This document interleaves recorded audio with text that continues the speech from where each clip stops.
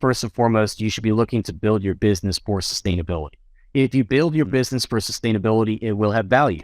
If it has value, then really what you're talking about, whether it's an exit via IPO or a strategic merger or acquisition, it should be because you're on the offensive, because you know where you want to go and you're selecting the right fundraising source for your next round of growth.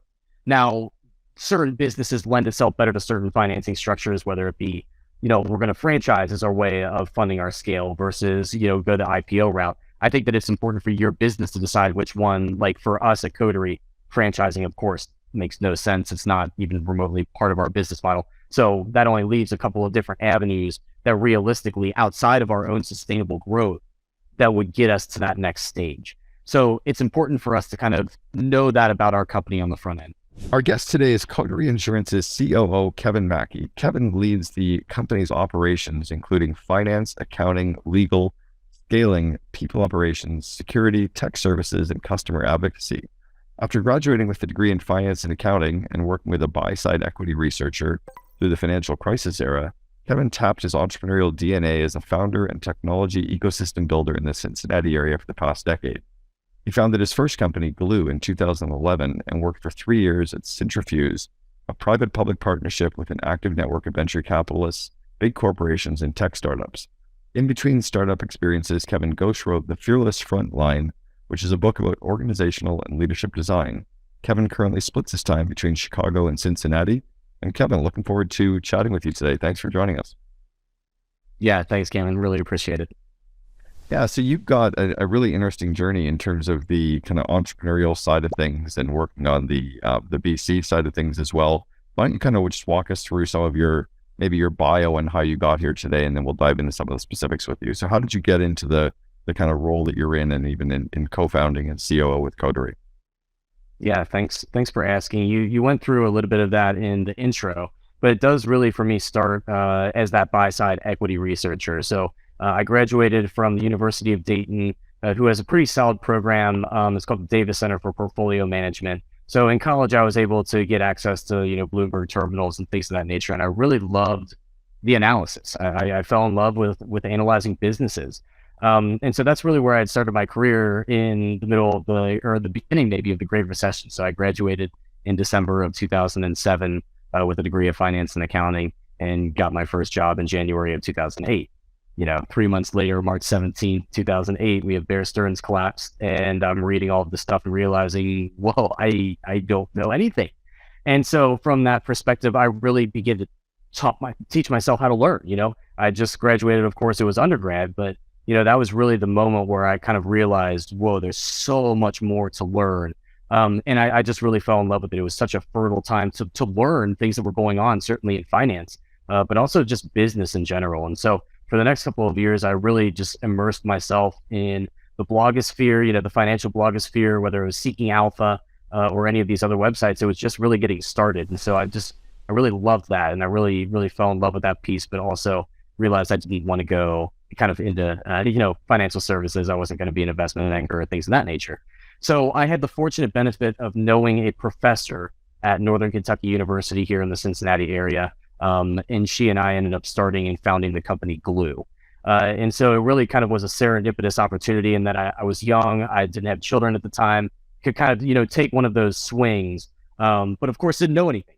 I can say in hindsight, didn't have any idea really what I was doing. But as a first-time founder, you're kind of feeling your way through everything. So that was really, I would say, the foundation for a lot of the current beliefs that I have in terms of founding subsequent businesses. And then, of course, founding Coterie and really building our operations up from nothing, to know more than over 100 employees all over the country and selling, millions of dollars every month. And in terms of, thank you, in terms of scaling out these organizations as well and building multiple companies, have you had exits with these companies as well? Have you built and sold, or what's that kind of lifeline look like? Yeah, no exits currently. In fact, I would say kind of the opposite. I had to shut down Glue. And in some respects, I know that certainly we're going to be going for a very healthy exit here with Coterie. That's not the exact purpose of why we're building Coterie, but nonetheless, we believe that that's going to be a good opportunity for us. But in some ways, I am actually glad to have learned what it is to wind down a business, not only logistically, but also just the emotion that goes into it. You're You're dealing with other people's money. You're dealing with, the tail end of all that optimism that you have when you begin to start a company. So to me, I actually really value that I had that opportunity, especially so young in my career, because I was able to really feel viscerally what it feels like to get it wrong. And then ultimately, for me, that's actually the foundation for what it takes to get it right. That's super intriguing. We're going to go in there. I'm going to talk a little bit about that, the roller coaster of emotions and also the lessons to pass on. It's funny you mentioned Bear Stearns. My old roommate in college was the head of derivatives worldwide for Bear Stearns at the crash, and he wrote the book called Bear Trap about the crash of Bear Stearns and why it fell apart. And it was funny, in the book, he mentioned that Lehman Brothers was going to crash next, and I think the book Bear Trap came out about 2 weeks before Lehman Brothers crashed. I'm like, how did you know? He goes, dude, we all knew. Like, everybody in the industry knew it was a house of cards. But I think there's something interesting for you at your timeline of your career was to kind of be in high school during the crash of the NASDAQ, kind of 2000, 2001 crash, and then to leave your business, or, start your business kind of at the beginning of the global financial crisis. Do you find that has kind of given you a foundation for a little bit more, I guess, realism and a little bit more cautiously opportunistic versus the irrational exuberance that we've seen? I think that's possible. I certainly have looked at the stock market increases from 2012, I mean, into 2021, give or take. And I'm a technical analyst, so I love to read charts. And for me, it's like, man, these charts are crazy. How long can you go on the high end, of your charts? And so I think that from that perspective, I guess I'd always taken the approach of like, well, there's just only so much energy that a certain market can take before that energy has to go into a different direction. So I think it definitely was a little bit of pragmatism in terms of just looking at what could happen. Full admission, early in my career as a financial analyst, I was a bit of what you would call a doom and gloom.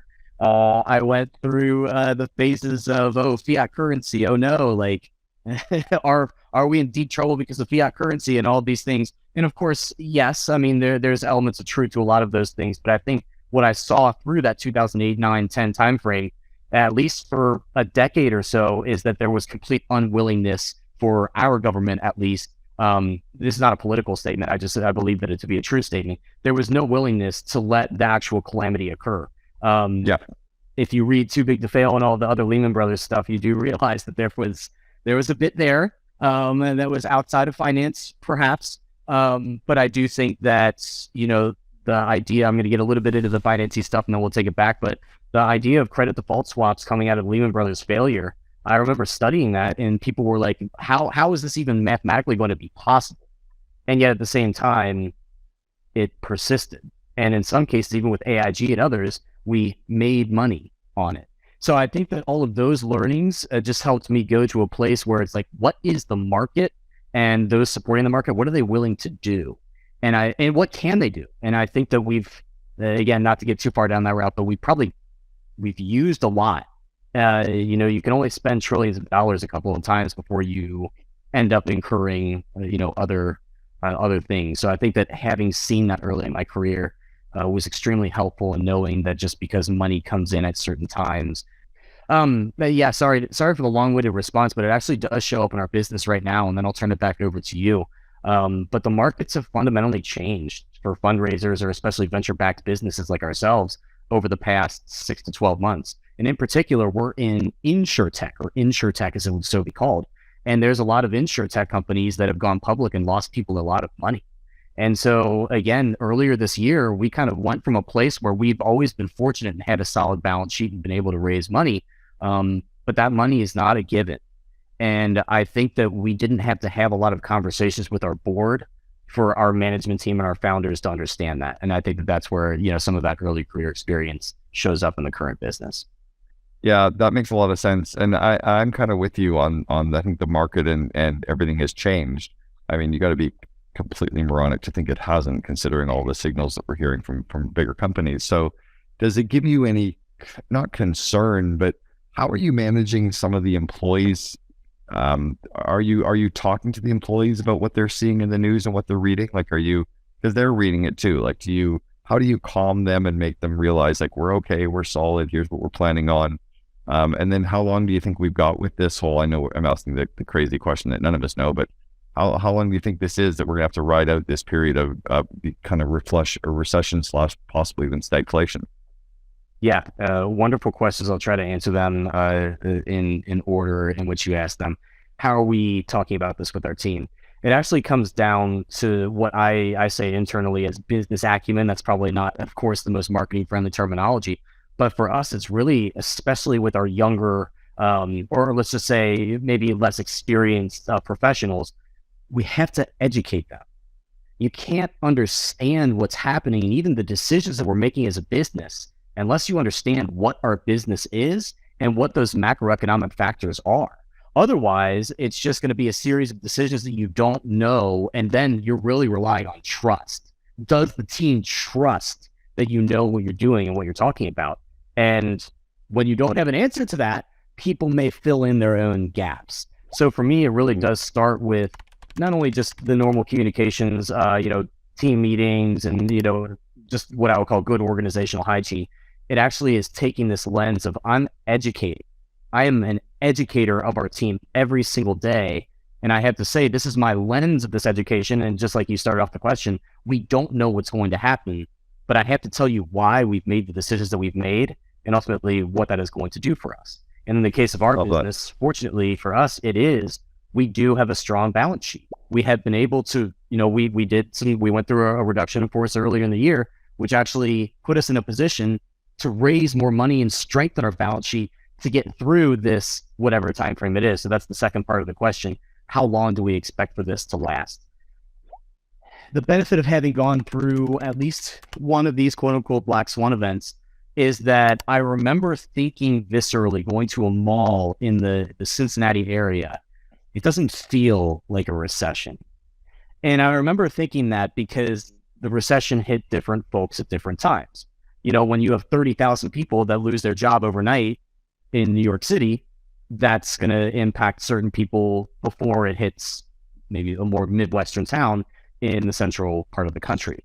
I believe that we as an insurtech or a venture-backed business, we have experienced some of the early, this isn't a secret or it's even well documented. Most and a lot of tech companies are going through layoffs and going through cost reduction measures because we're actually getting finally back to a place where business economics and unit economics really matter. So for me, I appreciate that this whole thing being a cycle of, economics going down, less money to be able to spend, people probably going through their own, whether it's personal, defaults or business defaults, banks go through their cycle of having to close up lending. I mean, that whole cycle can probably take truly about 2 years. But for us and our business, because we're servicing small business owners, we actually expect for financially, we've kind of shored up our balance sheet to the point where we can operate successfully for the next couple of years. But we really want to hit that hard because we know that these are the times when small businesses start, and we'll be able to hopefully get customers for a very long time if we're able to get them at the inception of their businesses. So we really do look at it as opportunistic. I love that. And I love that you guys were smart enough about actually shoring up the balance sheet as well and doing the reduction of force as well. And I love the fact you even talked about just educating the team and really making sure that they understand. I think too often companies are like, oh, they won't understand the balance sheet. They won't understand the P&L, so we'll just ignore it. That's fucking stupid. Like, give it to them in the basics. You don't have to give them you can teach them the basic understanding of the economics of our business, the basic understanding of our assets and liabilities, and basic understanding of cash flow. So they go, oh, okay, I understand. And just even that basic understanding, maybe it doesn't even build enough of an education that they're going to be able to do much, but it certainly builds trust from them to you that you care about them. And you've also probably dispelled a bunch of the rumors that they're running around chatting about that are just grounded in the fact that no one cared enough to talk to them. So I think you're smart in doing it that way. You mentioned that you had worked on the buy side and the VC space and doing a lot of the analysis and stuff. Have you learned anything from, because a lot of our COO Alliance members and a lot of companies out there are looking to exit their organizations, right? Looking to sell their companies. Did you learn anything on the buy side that if somebody wants to build a company for the best possible exit, what are the things that you saw in the analysis that make a company look better than not? Yeah, wonderful question. I'm actually going to respond kind of for myself viscerally, and then I'll get into the analyst's answer. I think that first and foremost, you should be looking to build your business for sustainability. If you build your business for sustainability, it will have value. If it has value, then really what you're talking about, whether it's an exit via IPO or a strategic merger or acquisition, it should be because you're on the offensive, because you know where you want to go and you're selecting the right fundraising source for your next round of growth.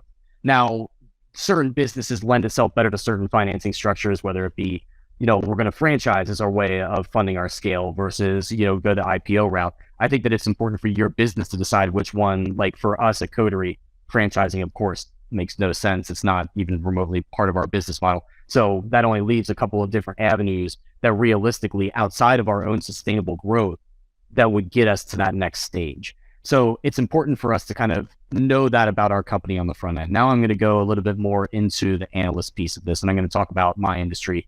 And in particular, when I say my industry, I'm going to talk about insurtech as it has been called.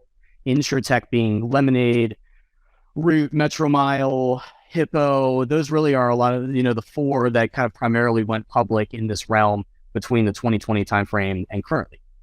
It's important to realize what they just went through, because a lot of them on paper have made money and lost money for investors. And the reason, if you're in this industry, one of the reasons, I should say, not maybe the primary reason, but there's been a major focus, as I just said, in all businesses, but in particular in insurtech, on unit economics. We have to actually demonstrate that we can write business profitably. And that's actually what had happened in what we'll refer to as insurtech 1.0. No offense to anybody, but in the insurtechs that had grown in venture capital a couple of years before us and then went that IPO route, they went with the impetus of growth is the first thing that matters. And what the markets have told us over the past 6 to 12 months is that that was great, but you have to make money for that to sustain. We know that now.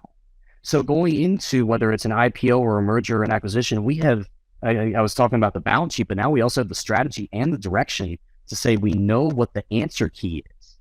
We also have time to be able to work that into our current processes. So as an operator, I look at it as we have that golden ticket, the visibility into the future of how we need to operate now to get there. So that's how I kind of look at both of those things. It's not a given that, we're writing small business insurance. We were very fortunate to have wonderful underwriters and very, very smart people that build the digitization of our underwriting.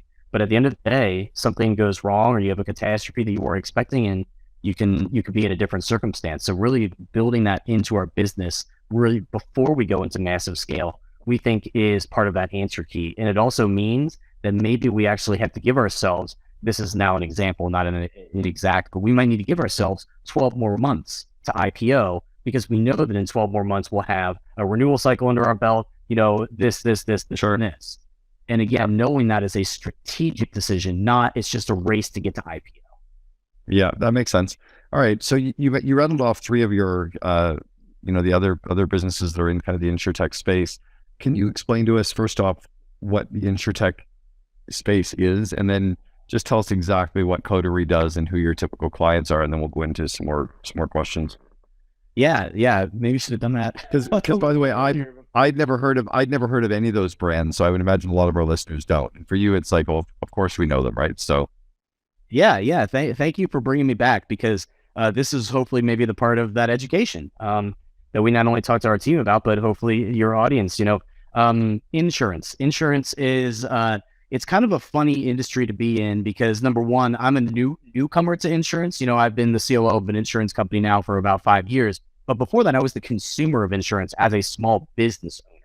And so that's an important piece of this, because the way that small business insurance has typically been distributed is, as we would say in startup land, ripe for disruption. Why?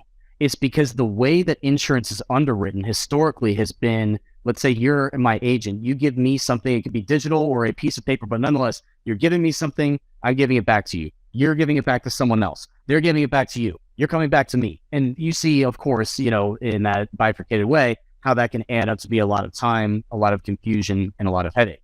Yet at the same time, what industry or what buying experience as a consumer in the world can you have something that you don't know what you just purchased? You don't know why it costs what it did. You don't really know how to use it. And yet you do it every single year and you're required to do it.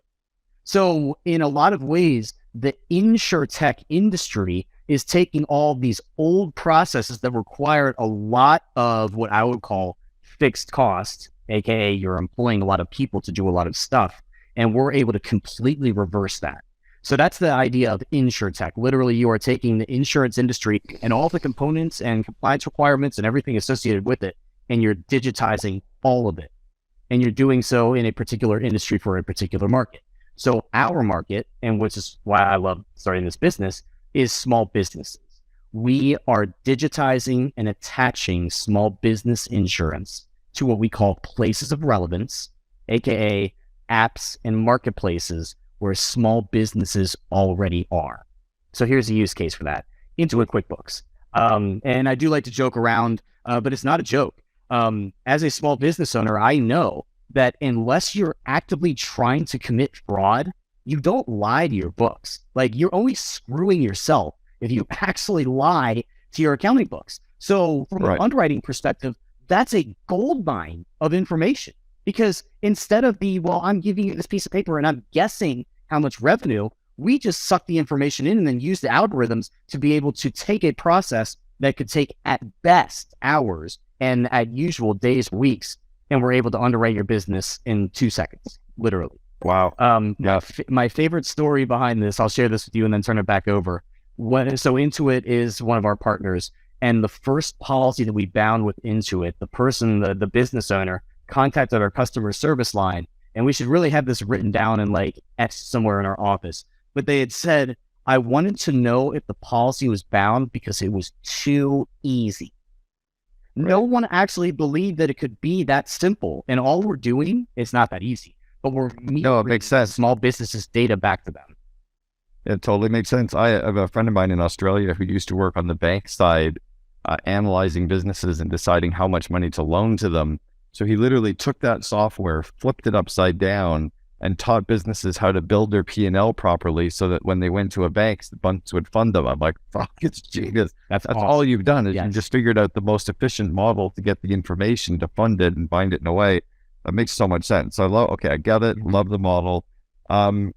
You've gotten through a couple of rounds of funding right now. How much have you raised? In total, it's over 100 million. We just went through another round. So pardon me for not remembering the absolute dollar amount, but it's a shade over 100 million. Okay. So you raised about 100 million, pretty solid proof of concept, pretty solid, especially considering you're only at the 100 employees. How has that changed the organization, and how are you keeping people focused when, money can change the organization, or at least their understanding that we now have money can change the organization? Show up to work every day to figure out.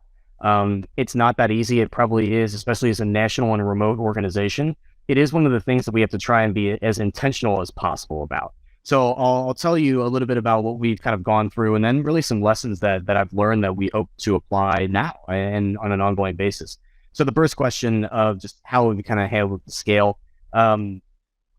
This is not rocket science. A lot of people have talked about how you grow from different stages and how it goes from everything being very personal to all of a sudden your job is shifted maybe dramatically. And the way that you have shown up to work and the people that you've shown up to work with has fundamentally changed.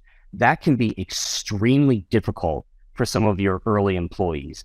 And then you're really spending a lot of time trying to get your new employees who you just recruited to the current moment to the same place of your old employees that have given everything for the company and to be where they are. So you have to really go from this place where you're scaling yourself. I call it get big while feeling small. We have to get big while still having this personal connection.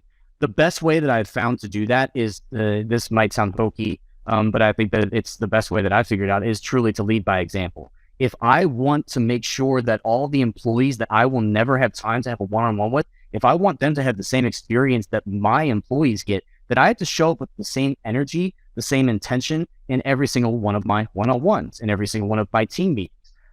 That is, I believe, my responsibility, because first 2 years of the company, I was doing all of the work. And I'm not saying that to be haughty or like I did the world's best job. I like to actually recruit by saying, hey, I want you to take my C plus work and turn it into an A plus. But the fact was that I just had to do a whole bunch of C pluses to just get it up.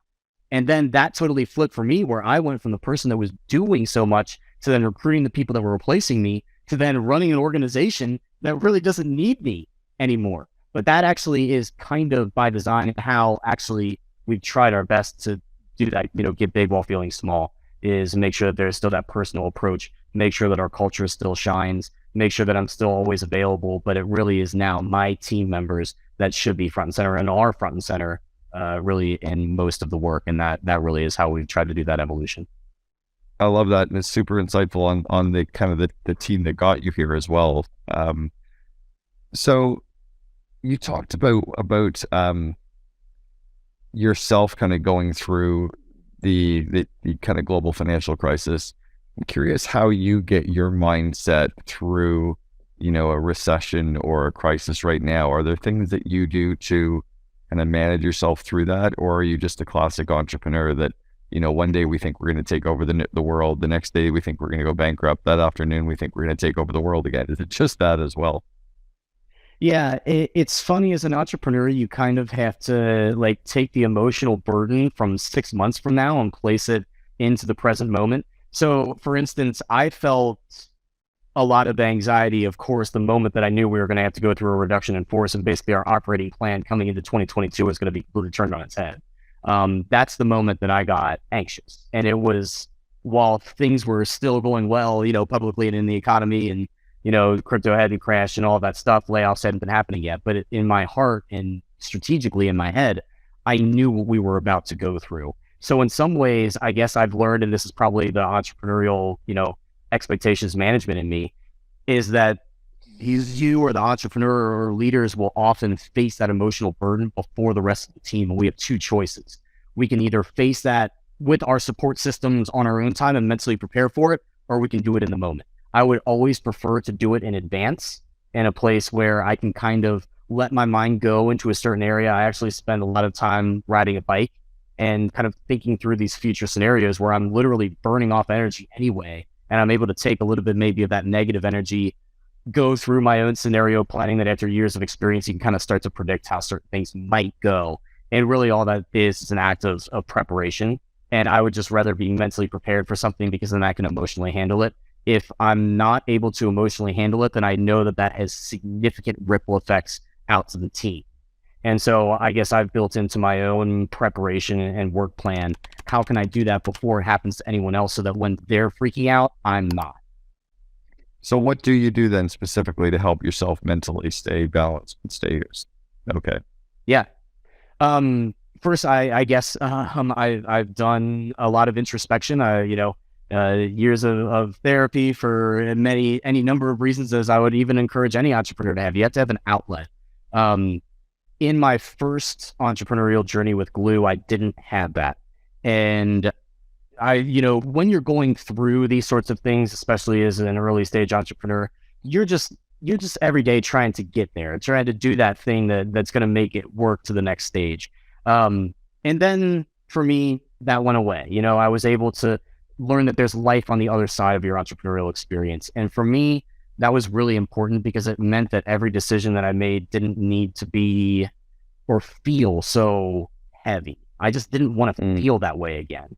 And so that's why I really value the lesson of having to fail and wind down the business, because it actually helped me emotionally now prepare for, I call it expectations management, for kind of maintaining an even keel. When things are great, it doesn't mean they're going to be great the next day, but it also doesn't mean that you're garbage trash. It just means that you have to kind of expect that in this journey, there's going to be days, it's a wave, there are certain days that are going to be great and wonderful, and you should celebrate those. Absolutely. But it doesn't mean that there's a given that the next day is going to be the same. Yeah, I agree with that. And I think it's interesting. Like it's easy to be the smartest person in the room when the markets are going up for 13 years. It's hard to be the smartest person in the room when they capitulate like shit. Right. And there is some really good learning that comes out of that. So when you were raising cash, you've gone through a couple of different funding rounds. Anything that you've learned from that, or that you could impart to others about, what to do well, or what to do so that you can raise money, or how to go through the emotions of being told no a million times as well? Yeah, I'm going to give kind of a strategic, more mental answer, and then I'm actually going to give a tactical. It is still strategic, but it's something that's very tactical. The first thing is being really kind of keen on when to go from selling emotionally to selling financially. And there's a big difference between those two things. Often, and this is really being good at reading venture capitalists, is that they have to know or believe that they know what you're doing. When you and I spoke about our business, hopefully you were able to kind of understand what that was within 2 minutes or less. Yeah. That's really all that it takes. But if you were going to invest money in me, the very next questions will be, I want to see your balance sheet. And so, it gets like, you have to be able to go from that emotional persuasion, like right into, okay, and now here's the business case for it. And then also have those assets after the conversation to be able to send over so they know you're legit. So that leads to my next kind of strategy on fundraising. I like that. I'm gonna say the strategy and also tell a story on how this mattered. So from the very first day or days of the company, I'll say we because it is and was more than just myself, but we set up our file structure to be very easy for venture capitalists to do diligence on. Meaning we saved every damn draft, every signed contract, and labeled them as such. And the reason that matters, and this is the story part, is because when especially you're in that early stage, you're fundraising. We started to raise our Series A in August of 2019, and we closed it on March the 10th of 2020. Now, why that date matters is because 7 days later, the world shut down with COVID. Yeah. If we had not had that money in the bank 7 days later, there's no guarantee. And I was waiting for months. I knew the exact date that we were going to run out of cash. It was actually February 22nd, 2020. And so we had to take 100,000 load just to even get to that point. And so if we had waited, if there had been any delay, and that's where the delay could be because your lawyers want to eat fees, there could be any number of reasons that your fundraising gets delayed. And if it gets delayed too late and in the wrong time frame, poop, your company's gone.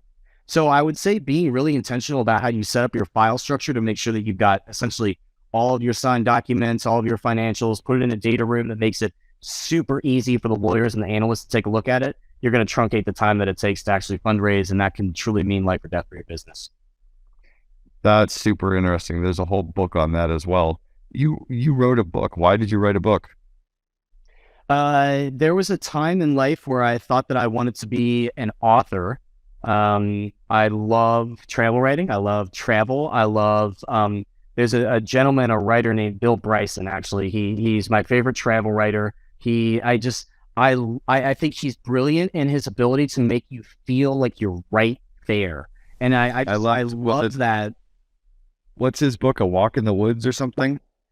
Yeah, the Appalachian Trail one. Fuck. So good, right? Man. Yeah, the character development, the facts, it's like you're reading an encyclopedia while you're walking next to a guy who's having a trip, and it's like, wow. And so I wanted to adopt that style, but I wanted to adopt it in multiple spheres. And of course, being interested in business in general, it lent itself very well to me finding an individual, and of course, being a young person with nothing to lose. I told him when I read the draft of the book that he was writing, I told him something to the effect of, I think I can do it better. And that was the next 9 months of my life, is that I ghost wrote his book. His name is Ray Attia. The book called Fearless Frontline. It's pivotal in a lot of some of my thoughts. The focus of his business and his realm really was domestic manufacturing, where the focus is make sure that the frontline processes of your staff are so good and the feedback mechanisms are so good that you eliminate so much of the waste in your business. That is, of course, still applicable to this business. We are manufacturing insurance policies and, insurance systems and underwriting, basically. And so all of that stuff still applies, and I'm extremely grateful to have had that opportunity, and it worked Love it. out.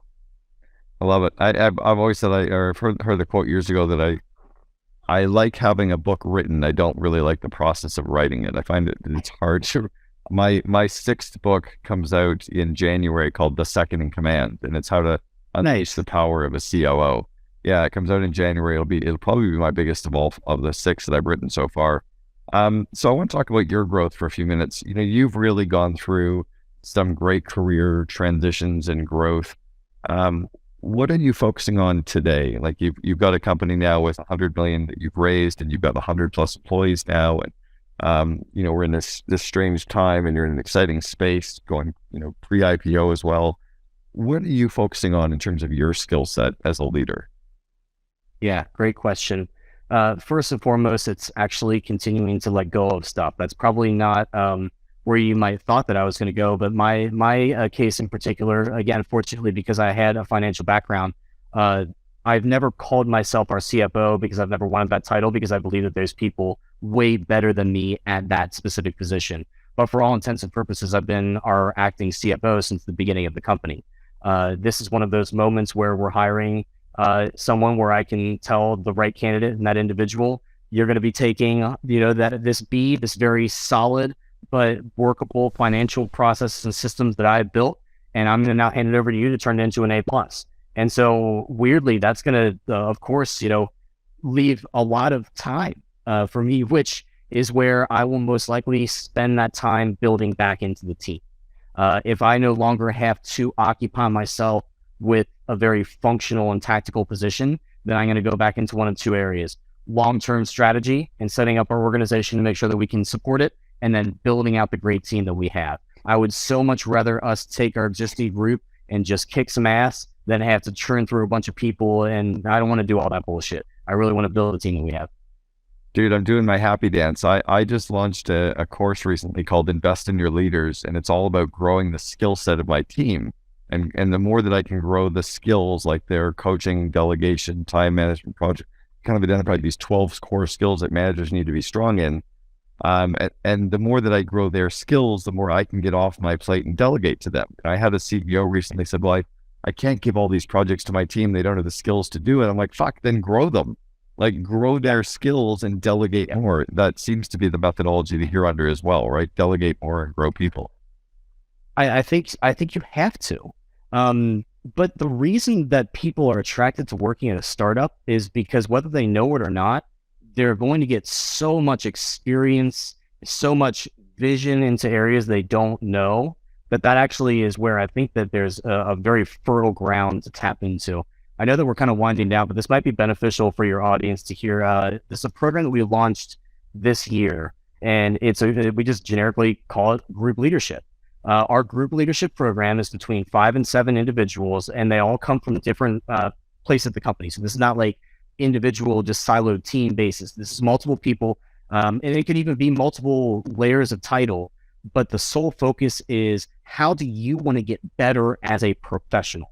It's 4 weeks. And in between each one of those weeks, we have a specific, homework assignment. And I joke around about it because I don't want it to be, too heavy. But it basically is taking them through a concept, take it through a concept, take it through a concept, graduate into now your formal role. And then we use our management teams one-on-ones in their time to continue to kind of build into that. So we really just try to hypercharge in a very quick, 4 weeks is an investment in time, but at the same time, like, it's not finite. So it gives you a little bit of the basic skill sets that then we can continue to develop into you in that kind of, get big while feeling small way. I love that. I think you're on the right track with all this stuff. All right. I want to go back. Final question. I want to go back to the 21 or 22-year-old Kevin Mackey. It's 2007. You're just getting started in your career. What advice would you give yourself back then that you know to be true today, but you wish you'd known when you were just starting out? Yeah. Be open to not knowing everything. I kind of came into that 2007 or so time frame probably with a false sense of confidence, which is a great thing for an entrepreneur. Like, as a young entrepreneur, especially, like, you kind of have to be an idiot and so, like, choose to get into it, or let's say it differently because that's a little bit denigrating. You had to have probably maybe a false sense of confidence. Like, or an extreme sense of confidence in that, yes, this is going to be tough. Yes, I don't know what the outcome is, but I'm still going to do it, and I'm going to do it every day, and I'm probably not going to do it very well. So that's where I would say be okay that you're not going to know everything, but be open to letting that come in, and then really just kind of being introspective to say, like, what actually did matter and what didn't. And just get rid of the shit that doesn't matter and really focus on the things that matter to you and develop that into your own approach. I love that. Kevin Mackey, thank you very much. The COO for Coterie Insurance. Really appreciate the time sharing with us on the Second Command podcast.